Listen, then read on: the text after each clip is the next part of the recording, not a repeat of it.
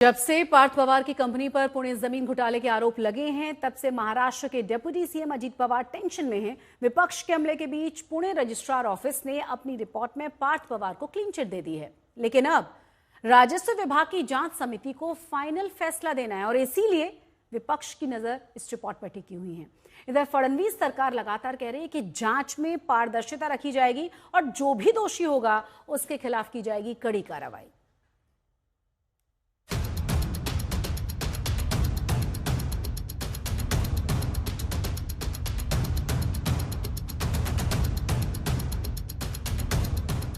NCP supremo और महाराष्ट्र के deputy CM Ajit Pawar कई दिनों से सुर्खियों में है, क्योंकि कथित पुणे जमीन घोटाले में उनके बेटे पार्थ पवार की कंपनी अमीडिया का नाम आ रहा है।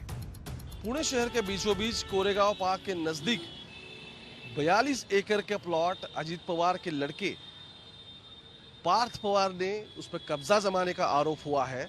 उनकी कंपनी के साथ यहाँ सेल डीड हुई है, लेकिन अहम पूर्ण बात यह है कि यहाँ के जो किसान हैं, जो मूल निवासी हैं, जिनकी महार वतन की जमीन थी, वो अब खुद 7/12 यानी कि जो महसूल का डॉक्यूमेंट है वो लेके आए हैं सामने। उनकी एग्जैक्टली क्या राय है वो जानते हैं, क्योंकि जमीन जिस तरीके से ट्रांसफर हुई है, सेल डीड के ऊपर जो ड्यूटी लगती है, स्टैम्प ड्यूटी, वो भी सिर्फ 500 रुपये लगाई गई। इतना बड़ा ये सब व्यवहार था, बहुत पैसे का इसमें लेन देन था, फिर भी इतनी कम स्टैम्प ड्यूटी कैसे लगाई? अलग अलग सवाल खड़े हो रहे हैं।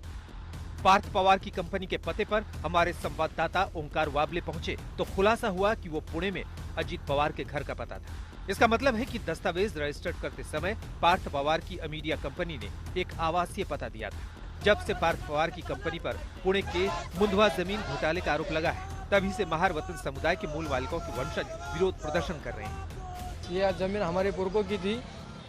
1955 तक हमारे सब जो बाप दादाजी सब ये ज़मीन करते थे और अभी 2006-2007 में शीतल किशन चंद तेजवानी करके एक बिल्डर थे, उन्होंने हमें बोला था कि ये ज़मीन हम आपको वापस छुड़ा के देंगे।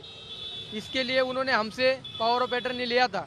पावर ऑफ अटर्नी लिया था तो 2006 और 2007 में लिया था। अभी उसको 20 साल हो गए, लेकिन उन्होंने अभी तक हमें ये ज़मीन छुड़ा के नहीं दिया। अभी हमें पता चला है कि 1-2-3 महीने पहले उन्होंने एक अमेडिया कंपनी करके है, उनसे कुछ तो एग्रीमेंट किया है। ये अमेडिया कंपनी जो है वो दिग्विजय सिंह पाटिल और पार्थ अजीत पवार इन दोनों के नाम से है। निकाय चुनाव से पहले घोटाले का आरोप लगा तो विपक्ष मायावती सरकार पर हमलावर हो गया। इसके तुरंत बाद मुख्यमंत्री फडणवीस ने अतिरिक्त मुख्य सचिव की अगुवाई में एक समिति गठित करके जांच के आदेश दिए और जमीन सौदे को भी रद्द कर दिया। इस मामले में अजीत पवार मुख्यमंत्री के साथ कई घंटे मंथन भी कर चुके हैं।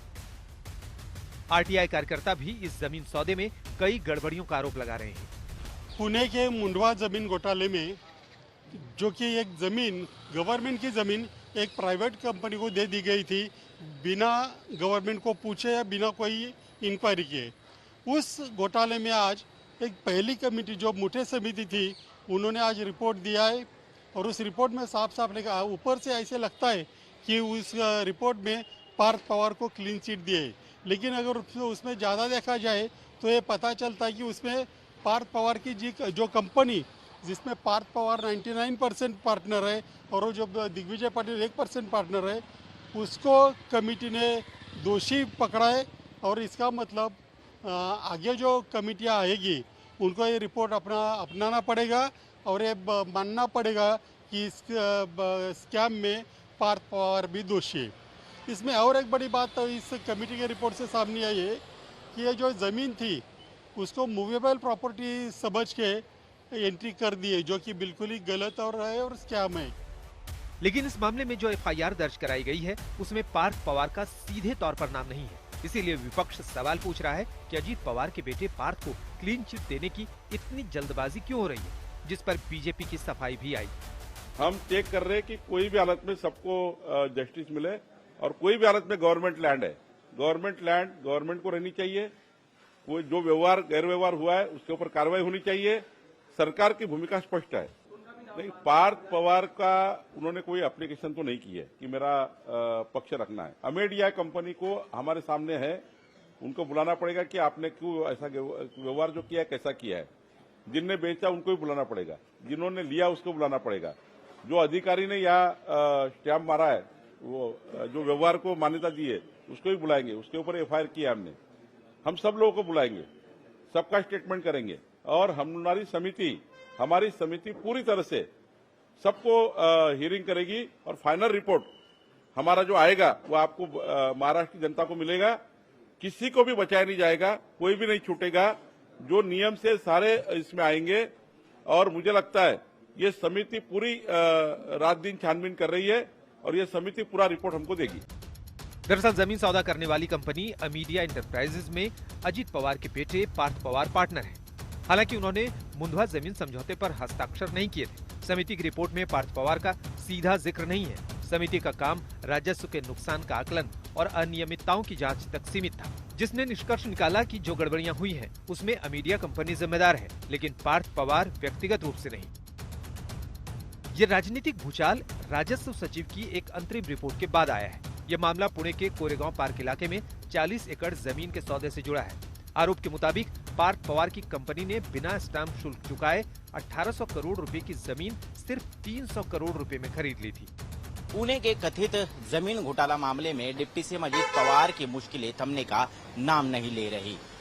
इस मामले में एक जांच समिति बिठाई गई थी, जिसका एक प्रारंभिक रिपोर्ट सामने आया है और इस रिपोर्ट में ये साफ हो गया है कि इससे जुड़ी जो कंपनी थी, जिस पर पार्थ पवार भी हिस्सेदार है, उनका नाम हालांकि इस रिपोर्ट में नहीं है, लेकिन इस कंपनी को दोषी पाया गया है।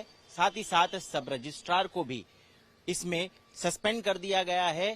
3 लोगों के खिलाफ एफआईआर भी दर्ज की गई है। इन सारी गतिविधियों के बाद महाराष्ट्र की जो रूलिंग अलायंस है उनमें खलबली मचती नजर आ रही है और आज डिप्टी सीएम अजीत पवार ने तुरंत मुख्यमंत्री देवेंद्र फडणवीस के आवास वर्षा बंगलो पर जाकर एक अर्जेंट मीटिंग की, उनके साथ चर्चा की और इस सारे मामले की तह तक जाने के बाद और एक जो समिति बनाई गई है जो गठित होने वाली है और उसके जो रिपोर्ट सामने आएगी उससे सरकार पर आंच ना आए या सरकार में या गठबंधन में कोई अनबन पैदा ना हो, इसको लेकर कहीं ना कहीं फायर फाइटिंग क्या सरकार कर रही है, ऐसे सवाल अब पूछे जा रहे हैं। अब 6 सदस्यीय जांच समिति मामले की जांच को आगे बढ़ाएगी, लेकिन रजिस्ट्रार ऑफिस ने पार्थ पवार को अपनी जांच से मुक्त कर दिया है। देखना होगा कि क्या जांच समिति बिना राजनीतिक दबाव के पार्थ पवार की भूमिका की जांच करेगी या नहीं। पुणे से ओंकार वाबले के साथ ऋत्विक भालेकर, मुंबई आज तक।